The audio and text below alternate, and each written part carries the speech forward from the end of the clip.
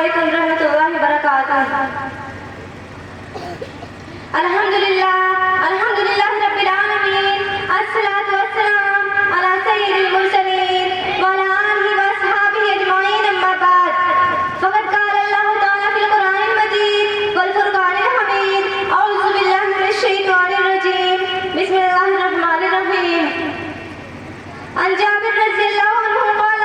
كان رسول الله صلى الله عليه وسلم إذا خطب يقول إن خير الحديث كتاب الله وخير الهدي هدي محمد صلى الله عليه وسلم وشر الأمور محدثاتها وكل محدثة بدعة وكل بدعة ضلالة۔ حضرت جابر رضی اللہ عنہ بیان کرتے ہیں کہ رسول اللہ صلی اللہ علیہ وسلم جب خطبہ دیتے تو ارشاد فرماتے کہ سب سے بہتر بات اللہ کی بات ہے اور سب سے بہتر طریقہ محمد صلی اللہ علیہ وسلم کا طریقہ ہے، اور سب سے بری بات دین میں نئی بات ایجاد کرنا ہے، اور ہر بدعت گمراہی ہے۔ اب اس دین میں کسی بھی طرح کی کمی زیادتی کی گنجائش نہیں ہے، دین مکمل ہو گیا، انبیاء کرام علیہ السلام کا اس دنیا میں آنے کا سلسلہ ختم ہو گیا، اب نہ کوئی وحی آنی ہے اور نہ کوئی نبی و رسول آنے والے ہیں۔ قرآن و حدیث کی روشنی میں جو مکمل پیغام ہم تک پہنچا ہے وہی ہمارے لیے آخری دستور ہے، اور اسی میں انسانیت کی خیر خواہی اور بھلائی کے تمام راز مضمر ہے۔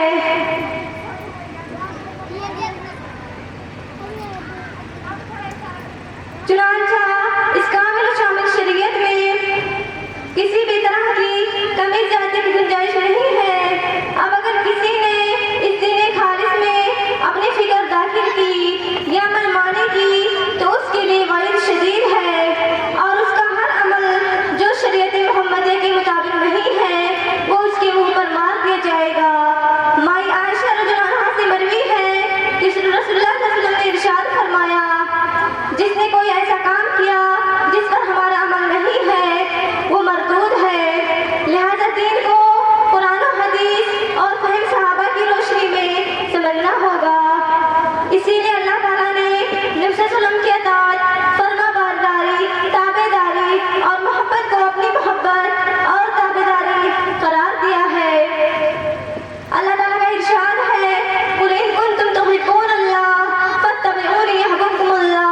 وَيَغْفِرْ لَكُمْ ذُنُوبَكُمْ وَاللَّهُ غَفُورٌ رَحِيمٌ۔ اے نبی پاک صلی اللہ علیہ وسلم، آپ کہہ دیجئے کہ اگر تم اللہ سے محبت کرتے ہو تو میری تابع داری کرو، اللہ تعالیٰ تم سے محبت کرے گا اور تمہارے گناہ معاف فرما دے گا، بے شک اللہ تعالیٰ بڑا بخشنے والا اور مہربان ہے۔ نبی صلی اللہ علیہ وسلم نے فرمایا،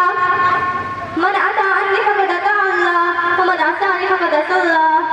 جس نے میری اطاعت کی اس نے اللہ کی اطاعت کی، اور جس نے میری نافرمانی کی اس نے اللہ کی نافرمانی کی۔ لہذا دین میں کسی بھی طرح کی کسی بھی چیز کو ایجاد کرنا اللہ اور رسول کی نافرمانی ہے، اور دین میں نئی ایجاد کردہ چیز بدعت ہے، اور بدعت جہنم میں لے جانے والی ہے۔ رسول اللہ صلی اللہ علیہ وسلم اپنی ایک واعظ و نصیحت کی مجلس میں ارشاد فرماتے ہوئے کہا کہ میں تمہیں تقویٰ کی وصیت کرتا ہوں، اور اگر تمہارے اوپر کوئی کالا حبشی حاکم مقرر ہو جائے تو تم اس کی بھی سمع و اطاعت کرنا، اور تم میں سے جو شخص میرے بعد زندہ رہے گا وہ بہت سے اختلاف دیکھے گا، اور ایسے وقت میں تمہارے اوپر ضروری ہے کہ ہماری سنت میں ہدایت یافتہ خلفائے راشدین کی سنت کو اختیار کرو۔ مذکورہ بالا حدیث جابر رضی اللہ عنہ میں اسی بات کی رہنمائی کی گئی ہے کہ دین میں نئی چیز ایجاد نہ کرو، یہ بدعت ہے، اور بدعت سب سے بڑی گمراہی ہے، اور ہر گمراہی جہنم میں لے جانے والی ہے۔ لہذا ہماری ذمہ داری ہے کہ ہم دین کو